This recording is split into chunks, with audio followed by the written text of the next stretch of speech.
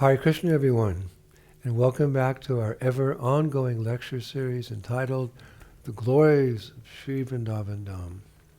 But first, as always, Namo Vishnupadaya Krishna Pishtaya Bhutale Srimati Bhaktivedanta Swaminiti Namane Namaste Saraswati Deve Gauravani Pacharane Nivishesha Shunyavadi Pastracha Desha Tarane.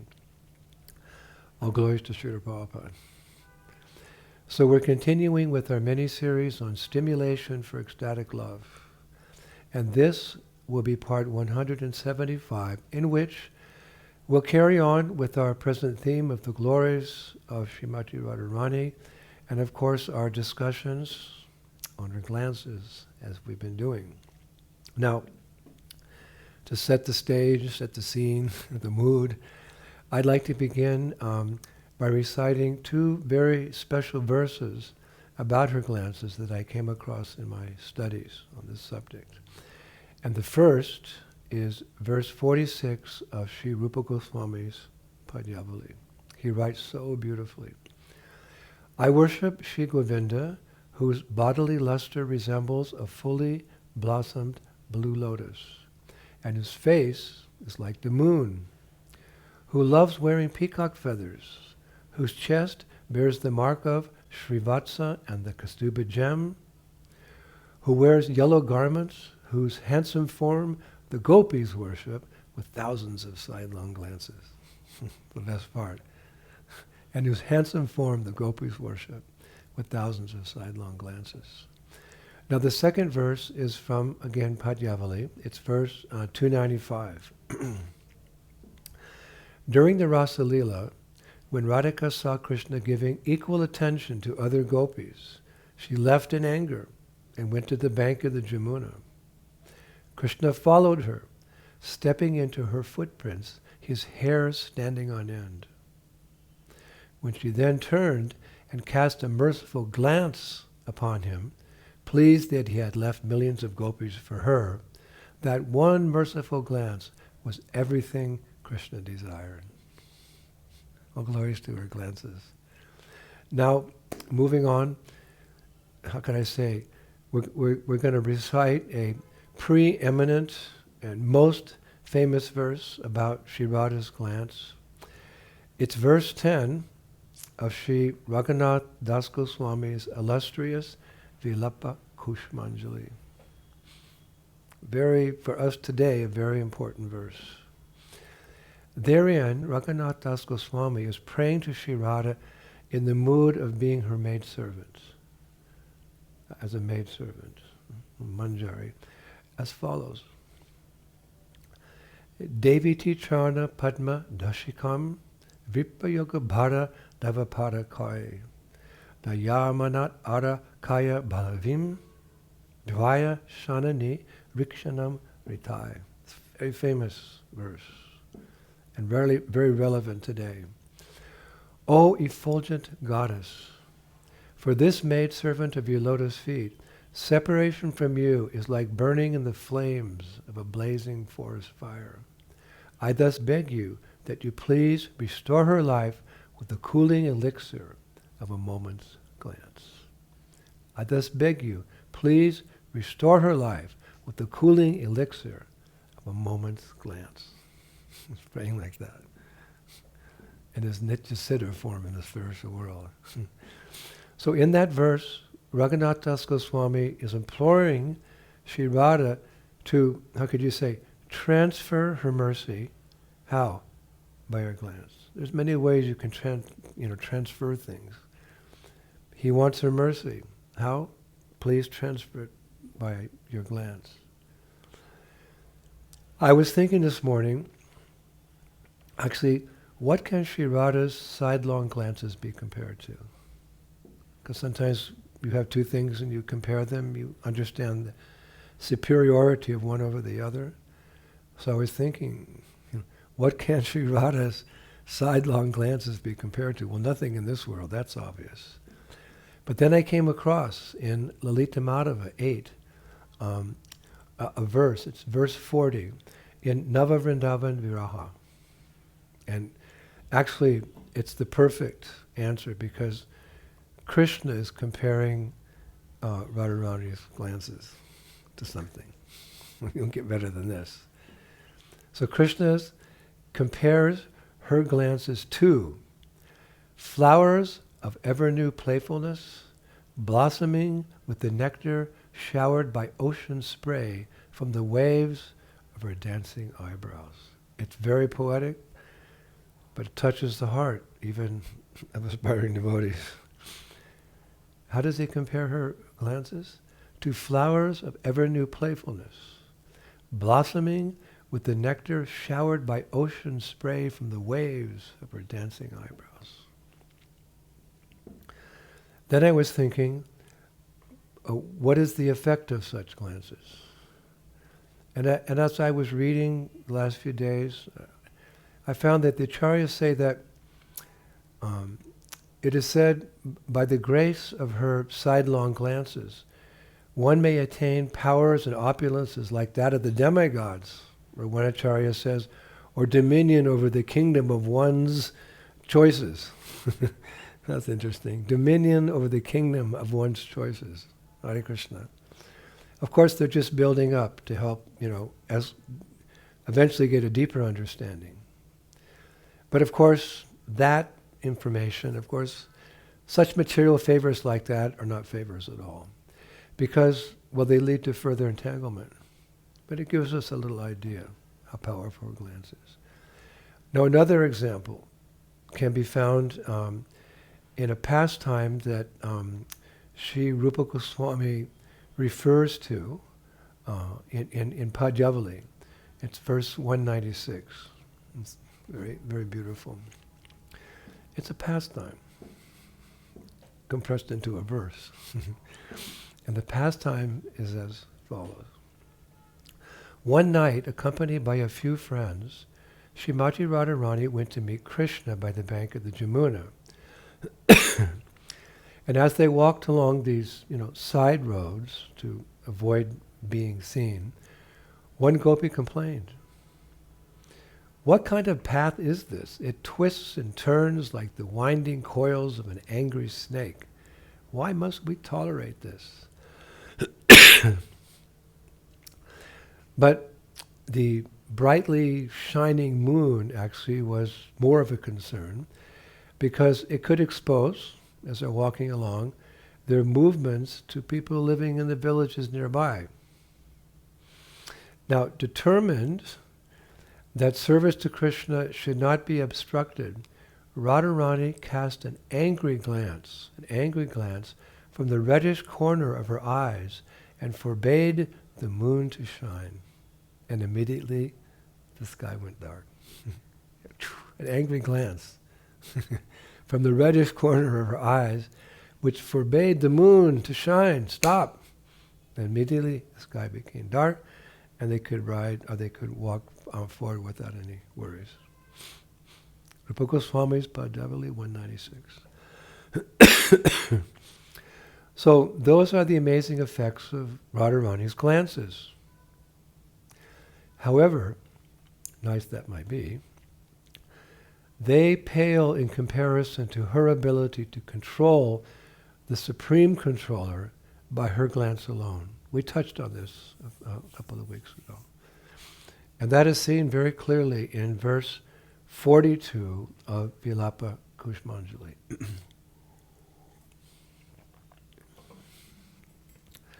There, Srila Raghunath das Goswami prays, "When, with black eyeliner, will this person worship your eyes, which defeat the capricious wagtail birds, and which, with the slightest movement at their corners, can in an instant tightly bind the regal elephant known as Krishna?" Raghunath das Goswami ki. Now, Sri Rupa Goswami confirms the same in a similar way in Uddhava Sandesh, verse 44. He begins by explaining that once while their parents were conversing, Radha and Krishna made, how does it describe it? Cautious glances at each other. But then Lalita Saki humorously whispered into Radha's ear, Devi, look, Krishna's flute fell to the ground, and now his bugle has also fallen. O Radha, please do not embarrass Krishna while his father, King Nanda, is standing nearby. Turn your restless, sidelong glance away from him. Otherwise, who knows what else he'll drop. In other words, she's glancing at him. He's dropping all these things in front of the superiors. She says, stop the glance. Indirectly, it shows how powerful it is. Now, from Krishna's perspective, you could say Radha's glance is like what? A formidable army against which he has no defense. He who kills demons as play, who defeats Shiva, and whose ultimate weapon is the chakra. He remains helpless against Radharani's arsenal. Arsenal usually means a lot of different types of weapons, which are her various glances. I was reading one acharya said that just as Sri Radha's glance can devastate Krishna in so many ways, this is interesting, withdrawal of that same glance can even be more devastating. And I was trying to think of an analogy. It's very subtle, but just like in the old days, when they were fighting with bows and arrows, they'd shoot an arrow shaped like this. It's small at the front, and then it widens like this. So it enters into someone's body very easily. But of course, you have to pull the arrow out. But pulling it out causes more damage, because this long part's cutting. It's an interesting analogy. But it helps us understand. Just as Radha's glance can devastate Krishna in so many ways, withdrawal of that same glance can even be more devastating. So the effect of Radha retracting her glance can be seen in the words of advice that Vishakha once gave to her friend Sri Radha. And I found this in Stavamala 6.3. It helps visualize it. Vishakha said, Radha, make your heart kind. He who is the life of Gokula is sorely wounded, his heart pierced by the arrow of your sidelong glance. His flute, a glorious swan accustomed to singing the fifth note, has now become inert in the lotus flower of his left hand, silent out of great pain. His forest flower garland, once very fragrant and attractive to swarms of black bees, has now wilted and fallen from his neck to the forest ground. O merciless girl, Krishna's transcendental form, the delight of Sanatan's heart, has now ceased pastimes and become emaciated, slowly withering away in a mountain cave. Please revive him with the same glance with which you have so sorely hurt him, lest he never recover. In other words, use that glance in a different way. So glances can be used to hurt and to relieve, which is the point. And dear Prabhus, there are several verses that glorify her glance. I thought I'd throw them in there short. Lalita Madhava, Act 4. This describes in even clearer terms the devastating effect of Sri Radha's loving glance upon Krishna. And in this case, it's not a sidelong glance, but it's a straight-on glance. Straight on.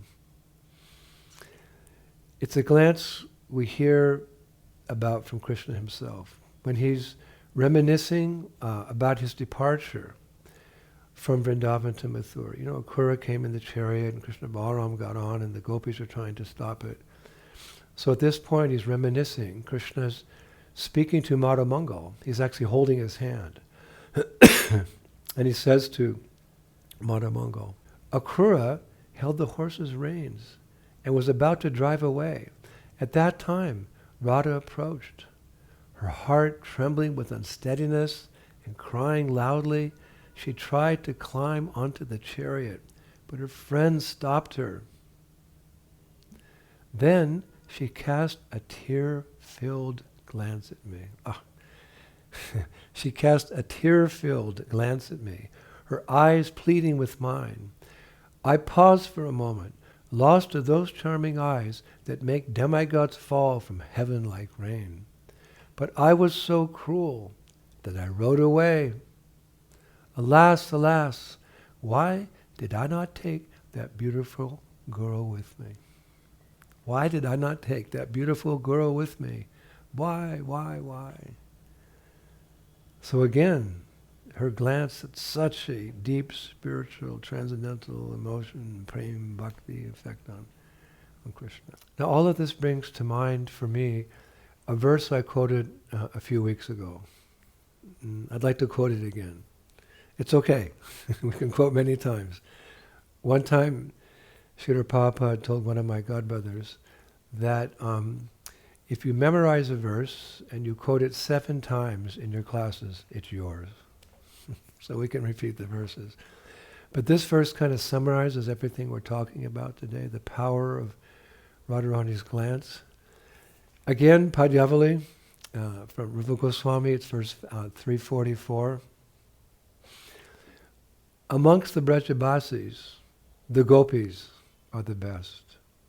And their best quality is their sweet words. And amongst the gopis, there is one who is better than all the others. And her best quality is what? Her crooked sidelong glance. Vrindavaneshwari Srimati Radharani Ki. In a sort of conclusion, you could say that in a following verse, Rupa Goswami praises the wonder that is Radharani's sidelong glance. It's from Lalita Madhava 428. Really another beautiful verse. Therein he writes, all glories to Radha's supremely victorious sidelong glance, which with its sweetness makes the beauty of the most splendid lotus flowers wilt, and with which its playfulness easily conquers Lord Krishna, who was himself garlanded by the goddess of victory, and who is victorious over all the 3 worlds. But he's conquered by her glance. Hare Krishna. So, I'd like to finish today with a most significant prayer. I mean, we've been quoting verses and shlokas and so forth, but actually, for Gaudiya Vaishnavas, all these verses and shlokas, even the Maha Mantra, it's all prayer from the heart to Radha and Krishna. So I'm saying that I'd like to finish today with the most significant prayer. Actually, it's different verses sung by Lord Shiva. This particular prayer, I've been waiting to share for this whole series. And the series is not finished. We have one more class, actually, on glances. But I thought I'd say it today.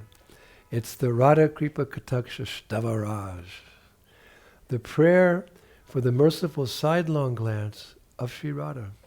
It's actually described as an appeal to Srimati Radharani from the Udvamnaya Tantra, spoken by Lord Shiva to Parvati. It's sung by every Rasik devotee in Braj, and it's now a favorite of many ISKCON devotees as well, because it says everything. You can find many devotees in the early morning or in the evening before the sun goes down at Radha Kund. They're in the Kund and they're up to their waist and they're chanting these prayers by Lord Shiva.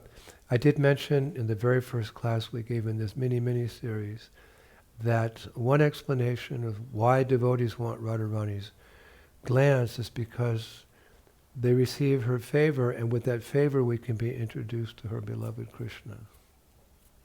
That's certainly true. But there's another interpretation, another reason why many devotees want Radharani's glance, because if you get her glance, you can pray to her to be her maidservant. Manjari Bhav. So it's very, very, very significant and good way to finish today. Lord Shiva, he's spoken by Lord Shiva to Parvati. He's praying for the sidelong glance of Radharani. I hope I can say it and express it in such a way as Lord Shiva intended it to be, and devotees are hoping it to be. O goddess worshipped by the king of sages, O goddess who removes the sufferings of the three worlds, O goddess whose face is a blossoming lotus, O goddess who enjoy pastimes in the forest, O daughter of Vrishabhanu, O companion of Braja's prince, when will you cast your merciful sidelong glance upon me? O goddess staying in a vine cottage by an Ashoka tree, O goddess whose delicate feet are as splendid as red blossoms, O goddess whose hand grants fearlessness, O abode of transcendental opulences, when will you cast your merciful sidelong glance upon me?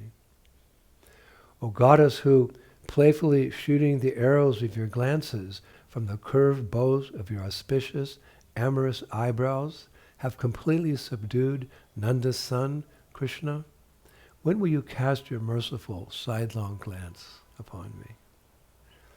O goddess whose form is as splendid as champak flowers, gold and lightning, O goddess whose face eclipses millions of autumn moons, O goddess whose eyes are wonderful, restless, young chikora birds, when will you cast your merciful sidelong glance upon me?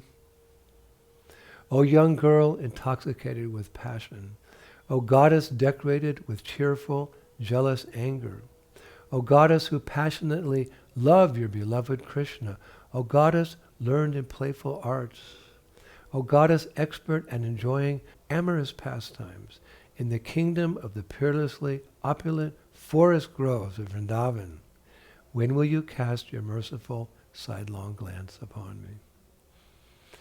O goddess decorated with the pearl necklace of bold amorous hints, O goddess as fair as gold, O goddess whose breasts are great golden water pots, O ocean of happiness filled with the scented powders of gentle smiles, when will you cast your merciful sidelong glance upon me?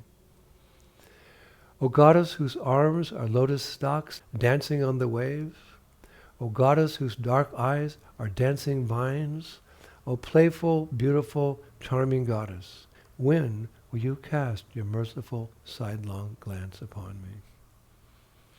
O goddess who wears a golden necklace on the three-lined conch shell of your neck, O goddess splendid with 3 jasmine garlands and 3 jeweled necklaces, O goddess whose moving locks of dark hair are decorated with bunches of flowers, when will you cast your merciful sidelong glance upon me?